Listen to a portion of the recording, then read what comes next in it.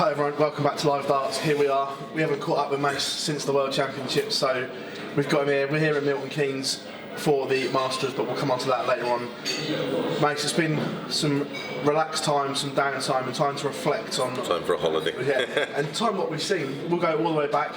Ali Pali, a new World Champion, Peter Wright, and across the, what seemed forever, 3 weeks, the best player?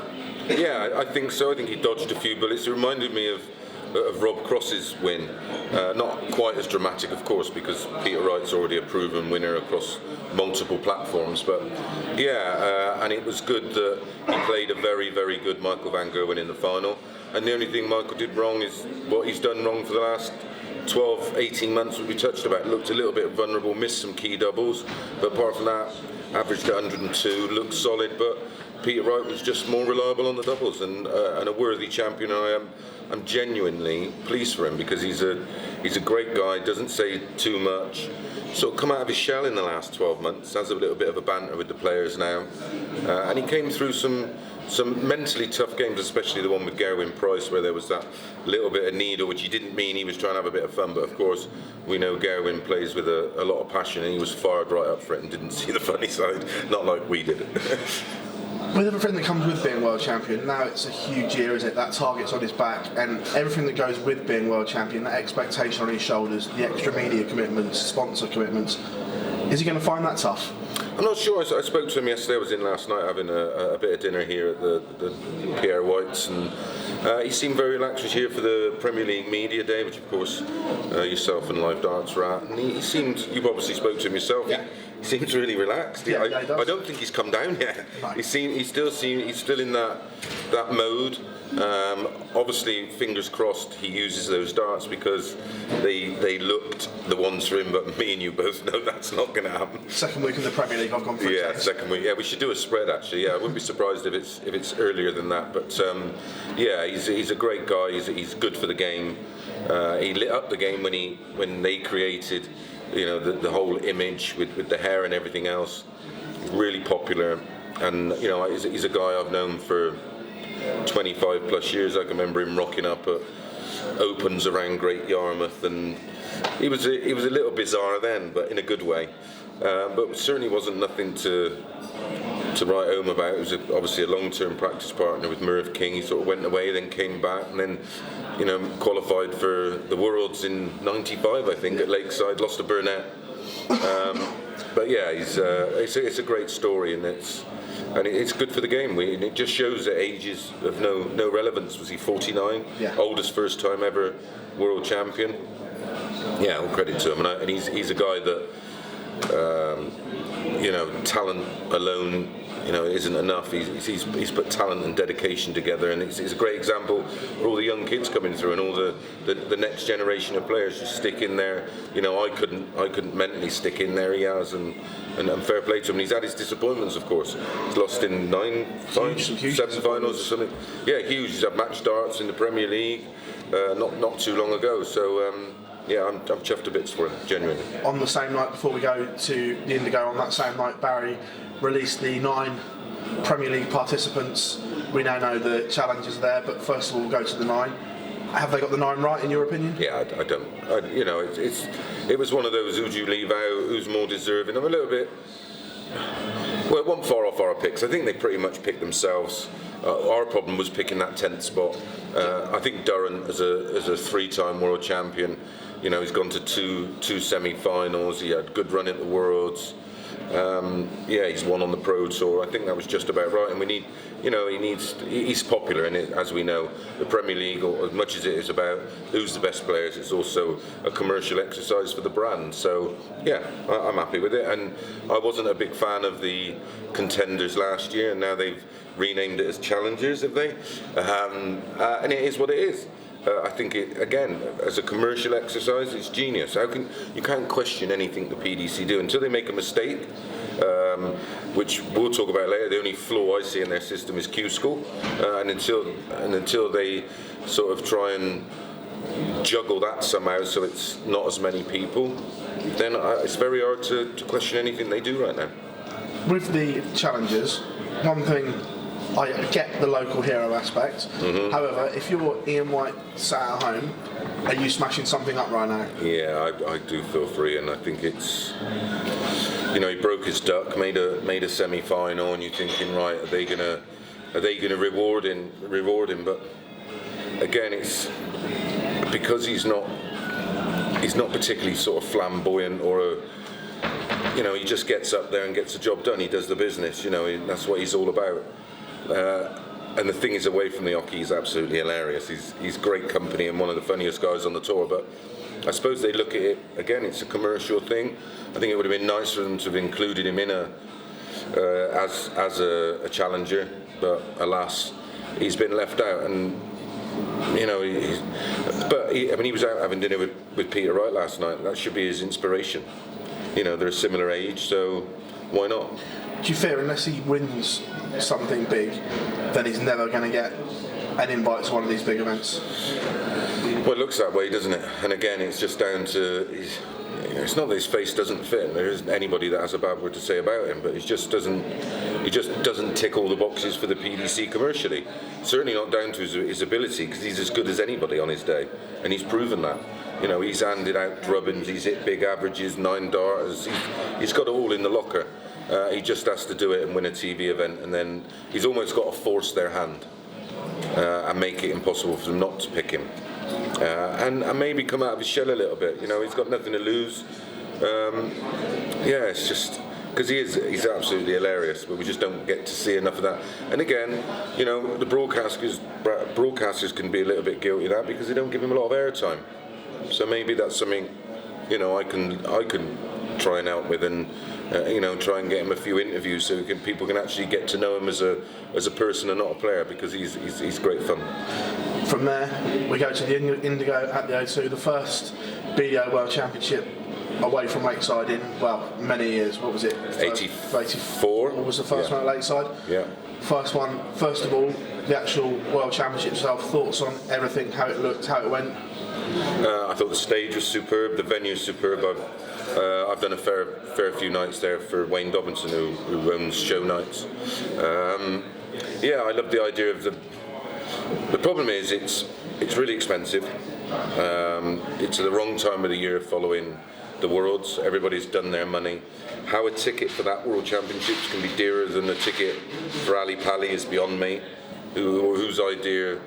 Who thought about, who did the analytics and the pricing and the demographic research? Nobody. I thought there was some really good darts thrown. I thought the Women's World Championships was superb, as expected. Of course, they still haven't quite got the depth yet. I'd like to see it taken maybe to 8 women and just 32 men. And I think the quality across the board would improve in every area, make the women's games longer. Drop the afternoon sessions. If they're going to persist with having it after the Worlds, after the PDC, only have evening sessions. Start around 7:30. Commercially, it makes sense, and then you might fill it and price it accordingly. There shouldn't be a ticket over £20 for the BDO Worlds. If you're going to try and compete commercially with the PDC, then of course charging £40-odd to go and watch some of them sessions. I thought the production of it was woeful. I thought the comms and presentation team was expected superb. You know, they fit straight in, but yeah, the production was terrible, and it looked it. And of course, that's why the WDF now will be renegotiating their deal with Eurosport, because I know for a fact Eurosport weren't happy with the production. And of course, when they signed that deal, he also assured them the prize money was going to be in place. And I'm not sure how that works with announcing a tournament and then a few days before announcing that you don't know what prize money is. I'm not sure that that's actually allowed. Well, as we speak and as we record this, we can say that the players still haven't been paid yet. Correct. One, are you sceptical that they're ever going to see that money? Well, we know they have it because, and again, you can't announce prize money without having it in place. And they based their prize money on what they thought they were going to do in regards to ticket sales, which they did nowhere near. I mean, Lakeside last year was over 11,000 tickets, well, approaching 11,000 tickets sold. So that's why Bob Potter was happy to put up the prize money, which is why commercially, again, it was an awful move. Without a sponsor to cover the prize money, it was crackers. I mean, he had a venue. Okay, they didn't make any money out of the ticket sales, but they didn't have to stump up the 300 odd grand in prize money. But then you'd have the opportunity to plaster, because there's no restrictions in terms of sponsors on stage and on the players. So then your money is then generated through advertising. And then, you make promises, I've got this sponsor in place and that sponsor in place. And again, there's no clarity. You look across social media and it's just question. Where's our prize money? What's happening? What are the players now playing in ranking events for? Are they guaranteeing that there is going to be a World Masters, there is going to be a World Trophy, there is going to be a World Championships? What's the prize money going to be? You can't speculate and have players travelling all over the world for absolutely nothing. And ultimately, our concern is players. We don't have to worry. We don't have to worry commercially what the PDC does. The only thing we debate is who's in a World Series, who's going to get in the Premier League. That kind of thing. But with the BDO, it's just everything across the board. What are they doing? Why hasn't he either resigned or released a statement? And all I seem to see on there is, adverts for the Cyprus Open. Tourmaline, and you're like, come on now. I mean, that's almost rubbing it in the players' faces. Poor Wayne Warren fulfilled a lifelong dream. This is a guy that's been playing for as long as I can remember, as long as I've been involved in the sport. And he's lifted what was regarded one of the most prestigious trophies in world darts. And now they sort of made it. I mean, we had this discussion over a year ago, and we thought it can't get any worse, surely. And I was buoyed by the whole idea of Des coming in and his enthusiasm, and then you've got his wife banning media from, banning journalists, and I'm like, what? I mean, that can't be going on. It's just, I don't know. It's just so Mickey Mouse now. And listen. Not every player fits in to what the PDC's idea is, which is why we need the BDO or some form of amateur darts or semi-professional darts, whatever you want to call it. So we need something in place for them. Not everybody will like the Challenge Tour. It's that family environment, the county darts and that kind of thing. Like I said, people love that, and that's their institution. But where it goes from here, I don't know. We can only keep our fingers crossed that the WDF, I know I have tried to get as much information or find, me and you know what's going on, but we're not allowed to say anything. And I wouldn't say anything because, it's just not done. But it's looking good. Definitely. Just a couple of bits on the BDO before we move on. Firstly, the prize money situation. If you were a player, would you have walked on stage not knowing what you were playing for? No, I didn't. I chose not to get involved with the production side of things because, one, the money was an insult. But yeah, as players, I mean, we had it years ago when we were made to wear a patch that we were told we weren't allowed to have another one, and then miraculously we had to wear one of some kind of, I don't know, bingo company or something like that, and we got a £25 free bet. And I said, I'm not wearing that. I could have sold that for £5,000. If you want to cut, why don't you do it that way? Why don't you say to people, right, we want 15% of whatever you're getting for your patches? If you want to be like that about it, you'd make more money. Because all it was, it paid for, I think they got £8,000 for it or something. It was towards the women's prize money. The first year they did the women's, I think. So I basically got all the players around and they were like, right, okay, we'll have a meeting and we won't play. I was due to play Merv King. 2000. Yeah, 2000. Merv King was number 1 seed. First on Saturday afternoon. We got one of the officials in from the BDO. We sat down. We presented ourselves. We explained our dislike of being made to wear a patch that we were originally told we weren't allowed to wear one. And I was basically told we don't play them. Don't play. I was second favourite to win the title. Don't play then. Merv King was number 1 seed. Don't play then. That's what you're dealing with. On to more positive. And of course, what Des said about at the Indigo, this has come out of his mouth. I don't give a shit about the players. He was told, he was explained that his brand is the players. Don't care about the players. There you go.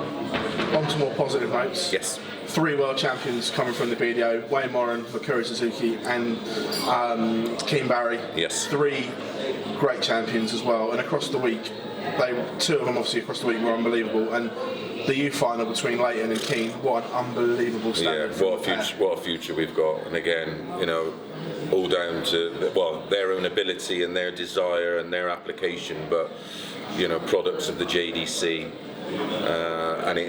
What a great advert for the game that young King Barry is.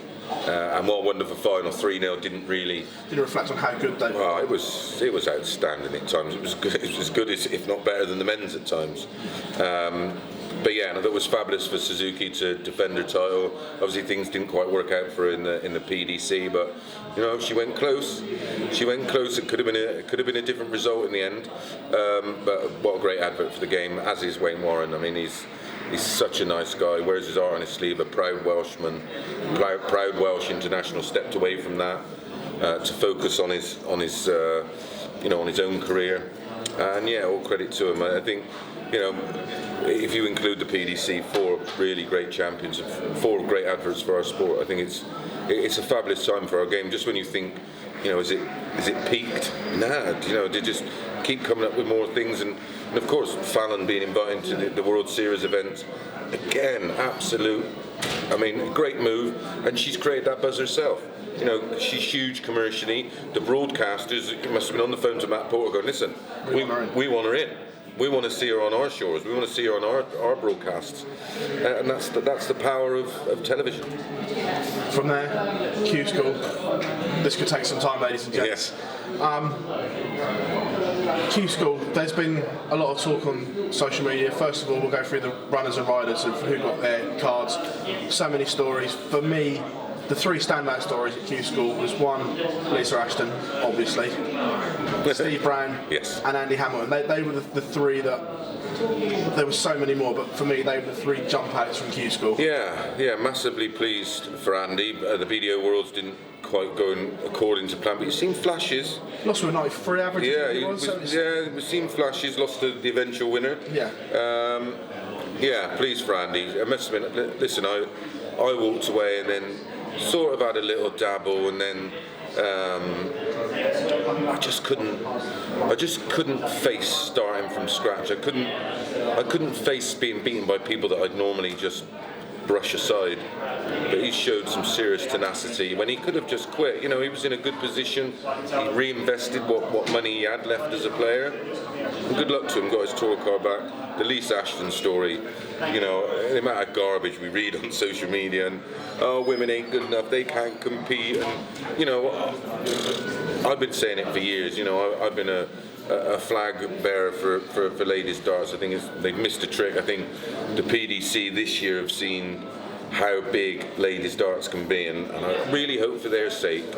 They're 30 or 40 years behind us, ladies darts. They've never had the platform to play on, and it just shows you give them a platform and they will produce. Fallon Sherrock in the Worlds, as was Suzuki, was outstanding. Yeah. Her winning leg average was around 100. Well, that's a match for anybody. And good luck to her. Listen, she's got an incredible backstory, and hopefully one day, you get to sit down with her and she'll tell you her life story, because it's been tragic. And I think the world of her. I think she's fabulous. I think same as Lisa Ashton. She's another player. I think 4-time world champion. Won pretty much everything there is to win in the women's game. And we constantly hear, women can't do it. And she goes and she makes history. Fallon made history a few weeks before, and a couple of weeks later, another woman makes history. So the strides they're making, and they're far from the finished article. There's lots more to come, and it's just so exciting. I love it. I love it. And Steve Brown as well. What a remarkable story that is. That injury, couldn't play at the top level anymore. It wasn't he wasn't good enough. He couldn't throw a dart.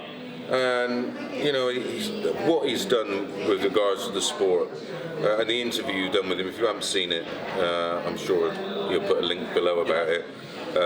It was a brilliant interview, and it summed him up perfectly. I played darts with his father. His father had been family friends for as long as I've been alive, and I played darts with him, against him, and this was a kid that used to come home from school, chuck his school bag down and play darts until his mum shouted down from upstairs, come on, bed and dinner and bed. And I ended up playing him against him in a World Championships. It was really bizarre, but then he had this idea years ago. He wanted to make youth darts, attractive. He wanted to do it in an environment that wasn't around. All we had then was the BDO. Well, you're playing alongside drunk blokes and all that. There was no real structure to it. Now it's just a beautiful, safe environment for kids to, for one, socialise with other children in a nice environment and get taught about manners and everything else. It's the other things that people forget about what goes on at the JDC, mathematically, for their confidence, and it gives them something. All right, yeah, we'd all like them out playing football and everything else, but again, some kids not into that. Some kids want to play darts. Well, look at the products that they're producing, and me and we've gone to these things. It's frightening. Yeah. 13, 14-year-old kids hitting 100 averages. But a 9 darter. Nathan Kerr, 15 years old. 15 years old, slotting in a 9 darter. I mean, that is bonkers. But you think of the players around now. Well, they better look over their shoulder, because there's an absolute brace of kids that are just going to take over the game. The downside of Q School, now I got told off for this, but I'm still going into this. That's what we're paid to do, mate. Is there a flaw yes. in Q School? As in, there are players there that, quite frankly, shouldn't be there. They've got no chance or hope of winning a tour card. I saw one tweet. Mate said, I'll happily pay 450 quid because I'm there playing against, and I can play against X, Y, and Z. Yeah, that's all it is. But I can't go and buy a set of clubs from a sports shop and rock up and try and play golf, can I? That ain't gonna happen. I can't. You've got to have some kind of entry level. I've been saying it for years, and it is great in one way that people get to experience it, but. Go to the UK Open qualifiers. Go to them. If you want to experience it and you're good enough, you'll win one of the Riley's events, and you'll get a chance to mix it at Minehead with the best, the very best, the 128 best players in the world. But when I'm seeing 30 odd averages cropping up, and what people don't realise, why do I gripe about it? Well, because it clogs it up for everybody else. It is a long enough day anyway. But then when you're getting games lasting an hour, and you're trying to prepare, and that bogs your board down. Where you're ending up playing. You're on your feet for 10 hours, where you could potentially be on your feet for half that time, and half the time throwing. And by the time sort of day 2 and day 3 come around, you're going to be absolutely wrecked. You're going to have nothing else left in the tank. And we preach about professionalism and Barry's favourite word, mediocrity, is it, or something? And it's just poor. It's just poor for the serious players that have aspirations of becoming professionals. I don't want to see people averaging 30 odd, not winning a leg, or there's guys that have been in it, played in it for 2 or 3 years, not won a leg. That ain't right. That's just not. I don't think it's ethically right either. I know it generates a lot of money and everything else. Well, I don't think they're going to miss £1 million here or there, are they? I think there was one day that Nathan Rafferty got Makura Suzuki for the first round. They both averaged 93. Nathan won it, and then the second round he played someone that averages 60. I reckon your second round game be easier than your first. Yeah. First. Well, you would think it would progressively get tougher. You look at Scott Mitchell. 93 average for the whole of Q Squad. Didn't get a card because of the draw and the way things work. The way for some players the you've got someone like Scott Mitchell on day 3 who's absolutely in bits, have an off game, and that opens that side of the draw up, and someone sneaking through with 70 odd averages, and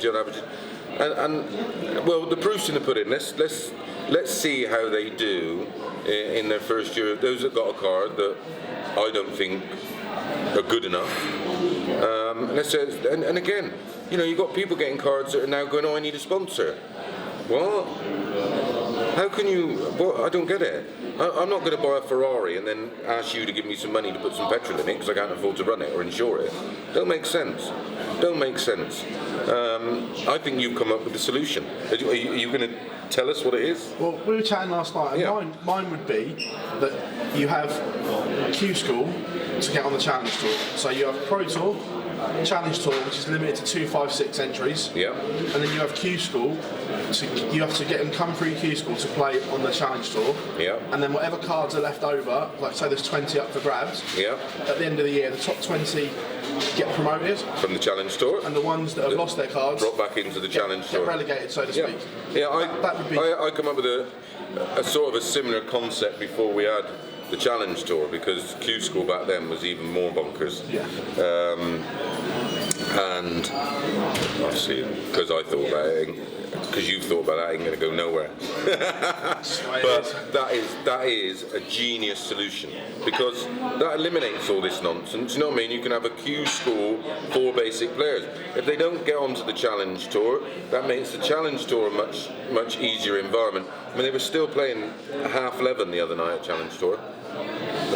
You can't get in and venue at 9 o'clock at night in the morning and you expect to be playing your best starts at 11 o'clock. No, I don't care who you are. You wouldn't expect that from any sportsman. I won't name him, but an unnamed player that I spoke to got into the venue at 7:30 in the morning because it was a 10 o'clock start, I think, 10 half 10. Yeah. So his practice routine, he was in the venue at 7:30 in the morning and it didn't finish till 11:30 at night.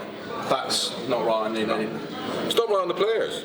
No matter what level they are, if we're trying to find the best out there, it's no good. Oh well, the cream will rise. Well, it depends what environment they're expected to play in. Not if they're dead on their feet and nothing left. Exactly. If they've got nothing left in the tank. So I think your idea. I think that's the best solution to the problem for everybody. And then you'd have a season on the Challenge Tour, and then you find out if you're good enough. You've got a season to be good enough. Not a lottery over 4 days of Q School where you're absolutely exhausted, or you don't get a good draw, or everything else like that, or you get some that get a good draw. That bases your ability over a season. I think that's the best idea. I don't think financially either it would. Well, maybe less people who would do Q School. And like I say, limited to 256, and depending on where you finish in Q School, that could reflect the pecking order very much.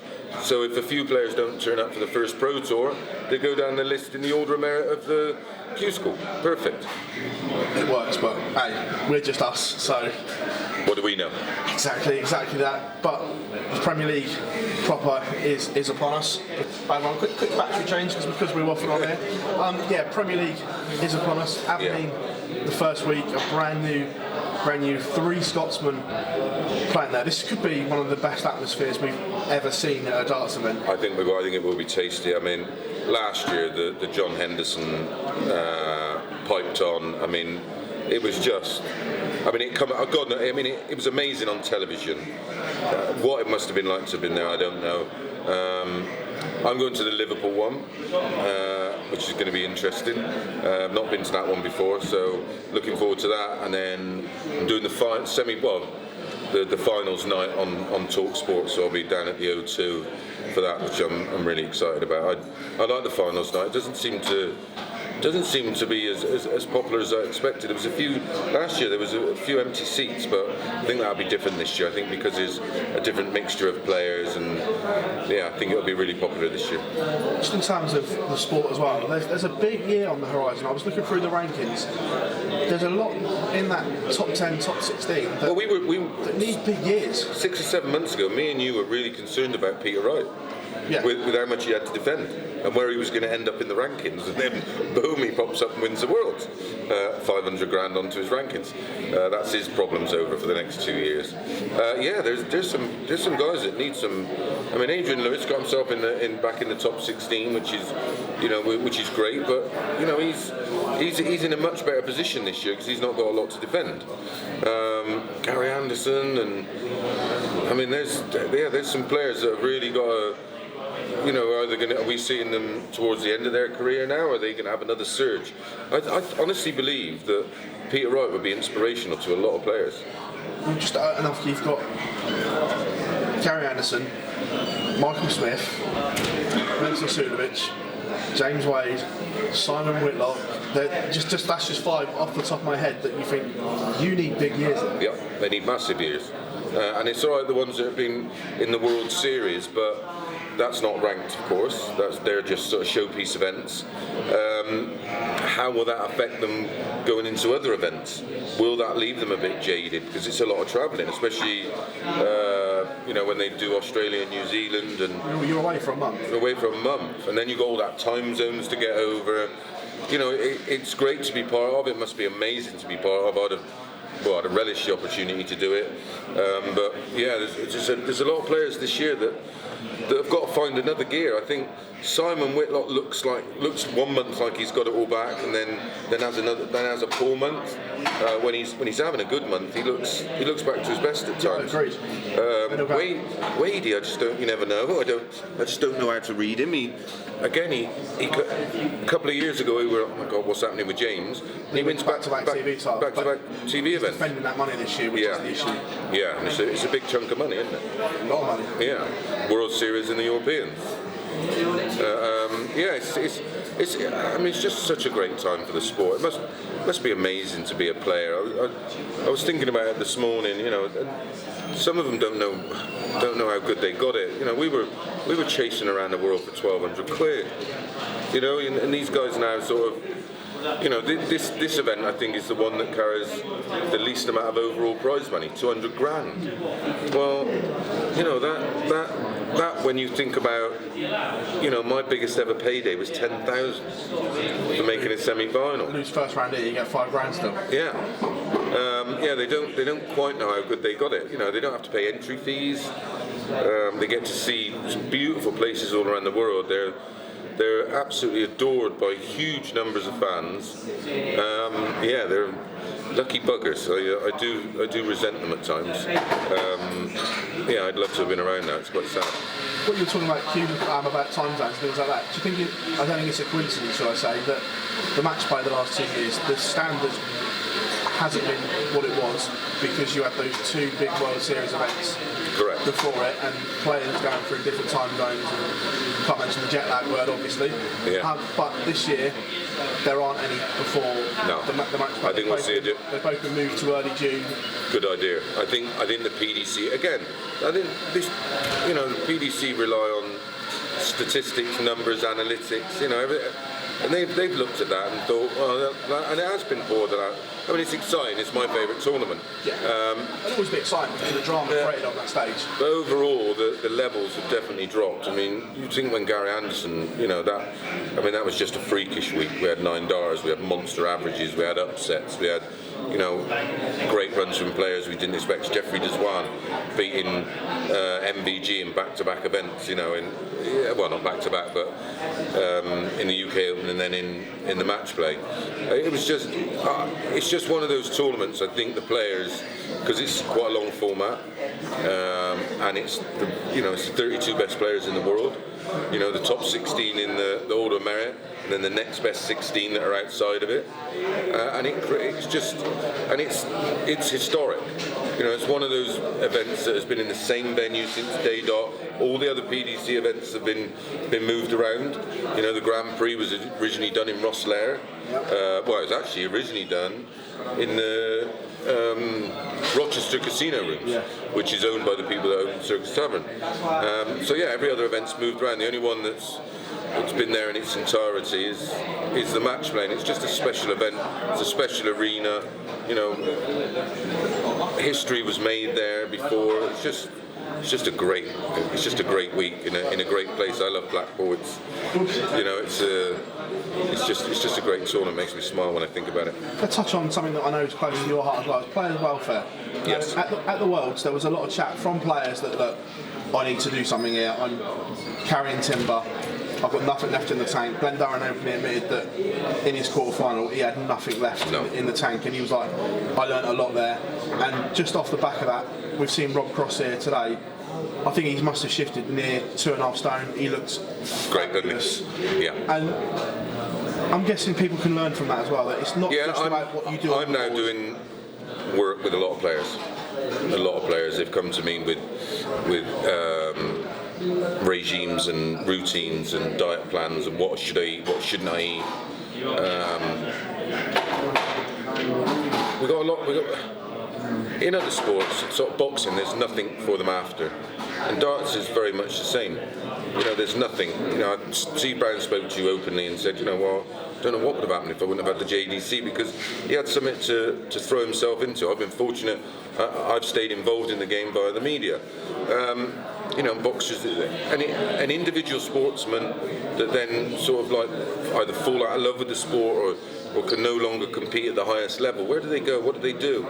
And darts is very much one of those. And a lot of players that have come to me obviously know that I've suffered all my whole life with my mental problems are ones that medication can't help.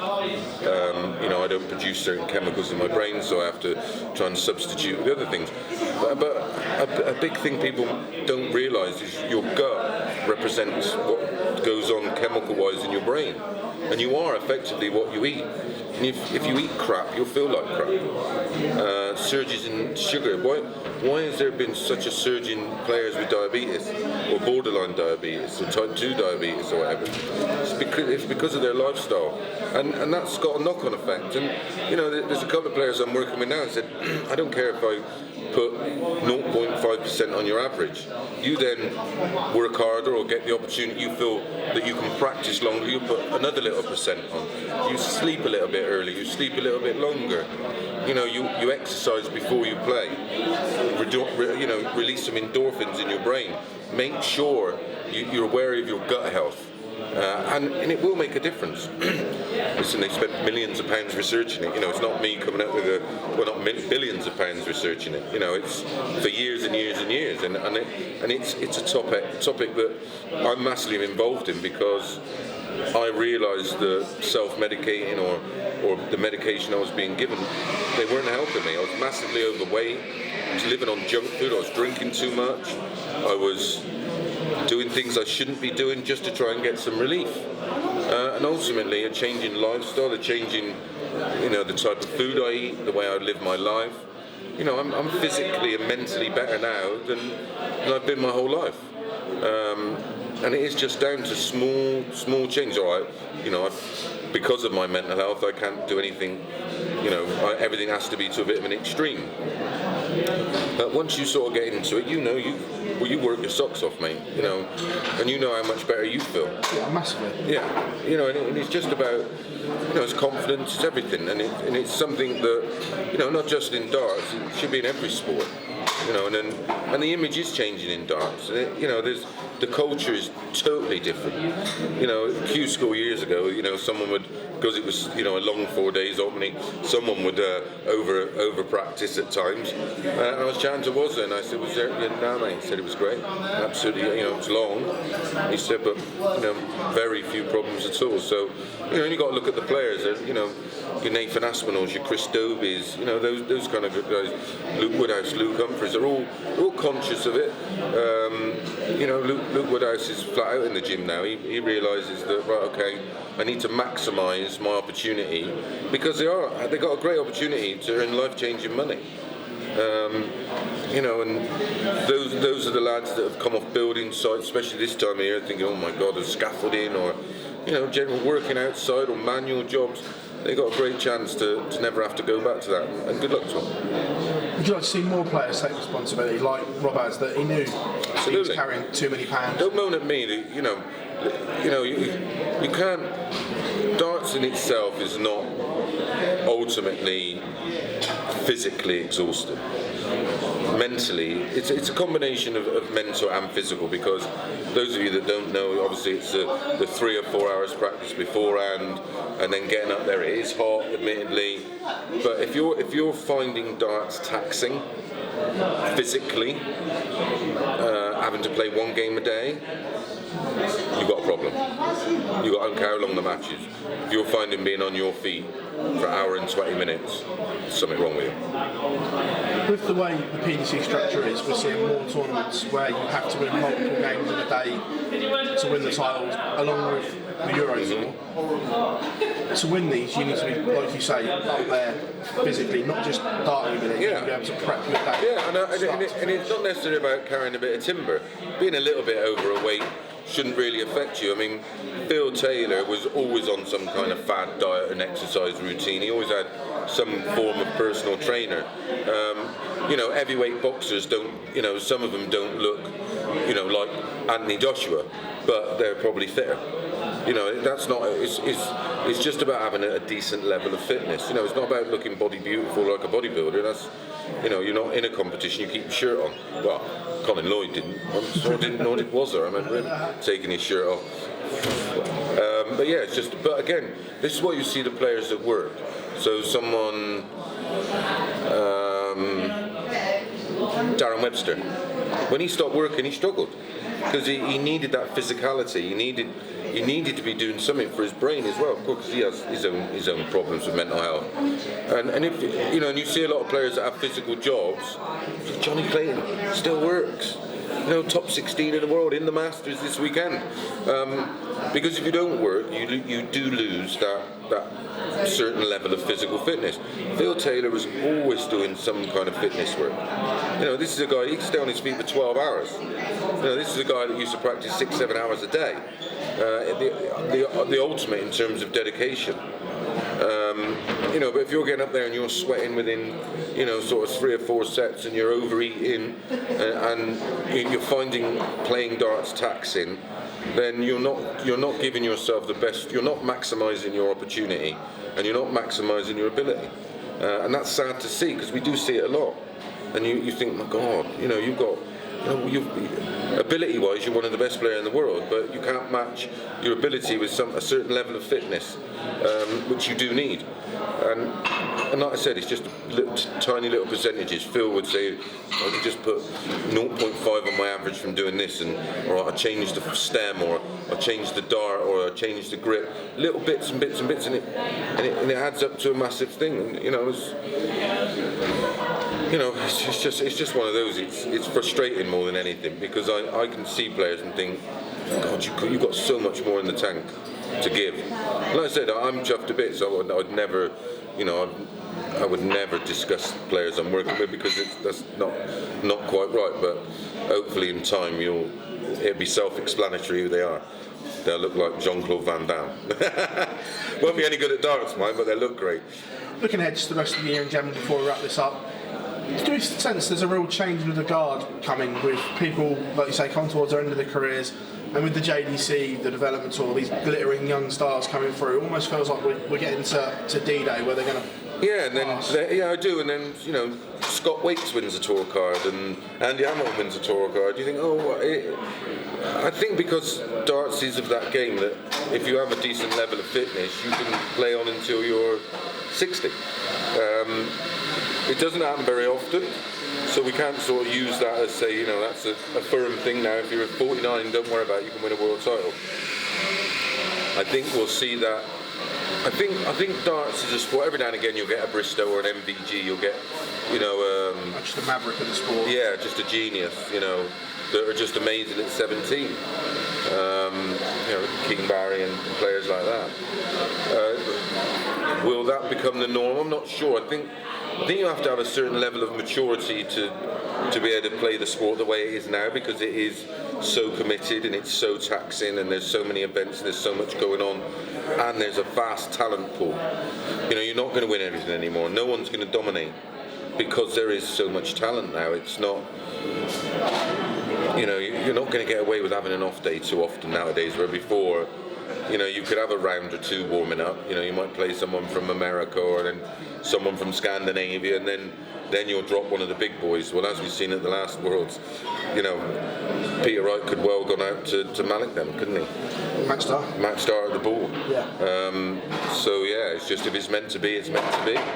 You know, my favourite saying, well, I think Dennis Bruce said, if your name's not on the pot, lad, can't do anything about it. But if it is on the pot, don't matter what's thrown at you, you find a way to win. Rob Cross has proven that, you know, in a not quite as dramatic fashion. So did Peter Wright. It's just the way it works out. And you know, Glenn Durrant the same. You know, there was a couple of the Worlds he won. Paul Hogan had darts to beat, and Mark McGeaney had darts to beat. Not allowed to remind him of it. Jim Williams was 4-1 up. Yeah, there we go. Yeah. Yeah, Jim Williams, another player. You know, there's just so many good players around now, and you know, we'll get this discussion now about some of these BDO lads that have got their tour cars back. Now, how all of a sudden are they averaging these big averages? Well, they've gone from playing in horrible venues like. Horrible venues, horrible conditions. Horrible condition, yeah. Throws are all different. People walking around behind you, no practice boards. Can't get a choker. You get a choker that can't count. You know, someone screaming down a tannoy. Board 7. Can John Smith get last call? You know, you got none of that. It's played in the most perfect conditions, which is why the PDC are streaks ahead in terms of the stats, because these guys are learning their trade on the job in the best possible conditions, and that's why Barry's magic pixie dust, he must sprinkle it all over them as they walk through the door at Q School.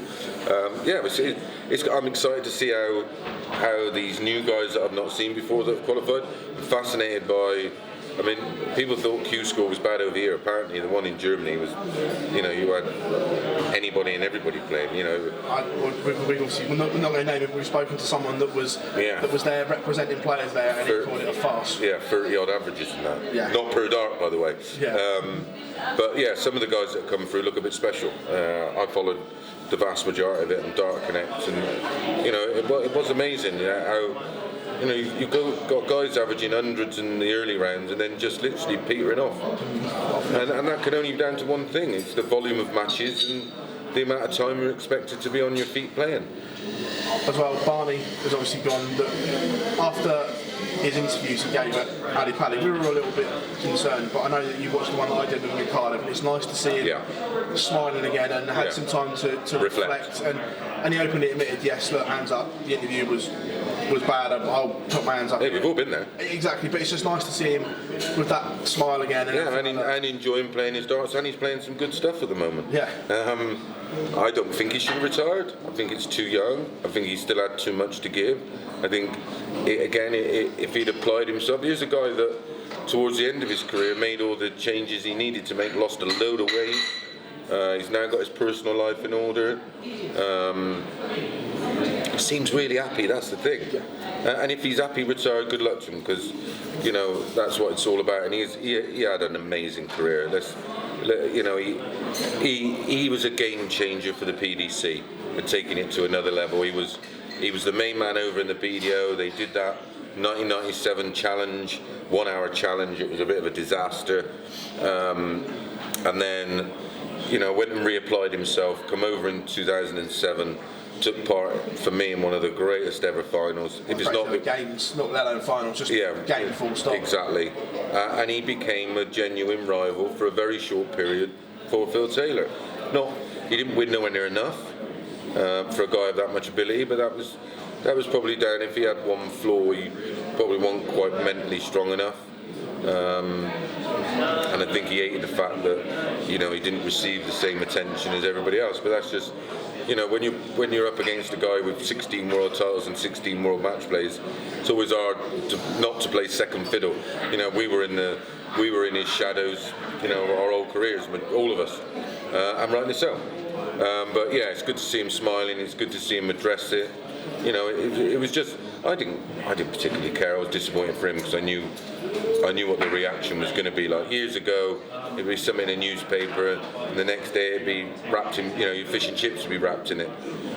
As we keep saying, there's no graffiti on toilet doors anymore because it's all on social media. And I just feared for the backlash, and there was a horrendous backlash for him, and that's not nice. It's whichever way you look at it is a form of bullying, and it's like, if you're not strong enough mentally, it can be damaging. And the last thing you want is a guy whose legacy to be ruined because of the timing of an interview. I don't think he should have been interviewed. I think common sense should have prevailed, and he should have just been whisked off and given a day or two to reflect, and then brought back in maybe in the studio upstairs with Laura or with Dave Clark and do a proper reflect back at his career.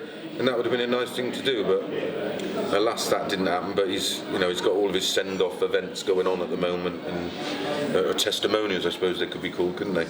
Yeah. And it's great. And like I say, it was a great interview. It's great to him to eventually sort of realise what impact he had on the game, and it was massive, huge. Like, it's so underrated. In fact, people. It's a bit like kids of today, or people who've been following football for 10 years don't realise there was football before the Premier League. You know what I mean?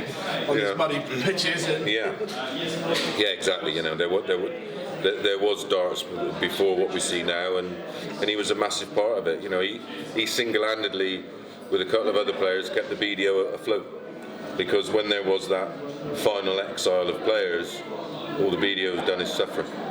Last one from us, Grand Slam. I know it's miles away yet, but we were talking about this last night as well, just throwing ideas around.